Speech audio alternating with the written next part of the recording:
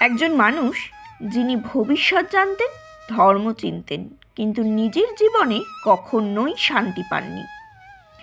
তিনি ছিলেন আর কেউ নয়, মহাভারতের প্রধান চরিত্র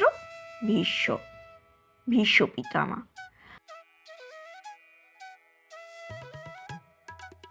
ভীষ্মের জ্ঞান কারোর থেকে কম ছিল না। ভীষ্ম শুধু মহাবীরই ছিলেন না, তিনি ছিলেন ধর্ম, রাজনীতি, ভবিষ্যৎ সব কিছুর জ্ঞানী। কুরুক্ষেত্রের যুদ্ধ তিনি আগেই জানতেন, কৌরবদের পতন তিনি বুঝেছিলেন, পাণ্ডবদের ধর্ম তিনি স্বীকার করেছিলেন, তবুও তিনি ভুল দিকেই দাঁড়িয়েছিলেন। কেন? কারণ প্রতিজ্ঞা, যা তাকে মহান করলো আবার ধ্বংসও করলো। ভীষ্মের জীবনের সবচেয়ে বড় সিদ্ধান্ত ছিল ভীষণ প্রতিজ্ঞা, আজীবন ব্রহ্মচর্য আর হস্তিনাপুর সিংহাসনের প্রতি অন্ধ অনুগত্য। এই প্রতিজ্ঞাই তাকে শ্রেষ্ঠ করলো, আবার দাসে পরিণত করলো। তিনি জানতেন দুর্যোধন অধমের পথে, তবুও তিনি চুপ করে থাকলেন। দ্রৌপদীর সভাতে তিনি নীরব ছিলেন, যেখানে সবচেয়ে বড় প্রশ্ন হলো দ্রৌপদীর অপমানের সময় ভীষ্ম কিছু করলেন না কেন? কারণ তিনি নিজের রাজ্যের প্রতি বাধা ছিলেন।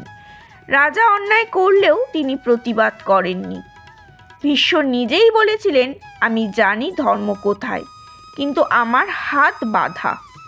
এই নীরবতাই ছিল তার সবচেয়ে বড় শাস্তি। জ্ঞান থাকলো, কিন্তু স্বাধীনতা ছিল না। ভীষ্ম বুঝেছিলেন অন্যায়ের পাশে দাঁড়ালে নিজের আত্মাও ধীরে ধীরে কাঁদে। তিনি যুদ্ধক্ষেত্রে দাঁড়িয়ে জানতেন এই যুদ্ধের শেষে তার পরাজয় নিশ্চিত, তবু প্রতিজ্ঞা তাকে ছাড়েনি। শরশয্যায় শুয়ে থাকা ভীষ্ম সেই প্রথম নিজের জন্য বাঁচলেন।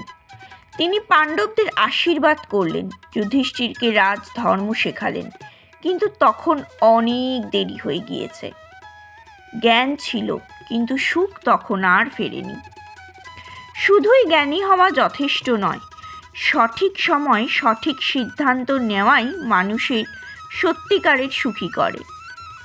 ভীষ্ম আমাদের শেখান অন্ধ অনুগত্য সুখ আনে না, ন্যায়ের পক্ষে দাঁড়ানোই আসল ধর্ম। আপনি হলে কি করতেন? প্রতিজ্ঞা না ন্যায়? কমেন্টে লিখুন। জয় শ্রীকৃষ্ণ।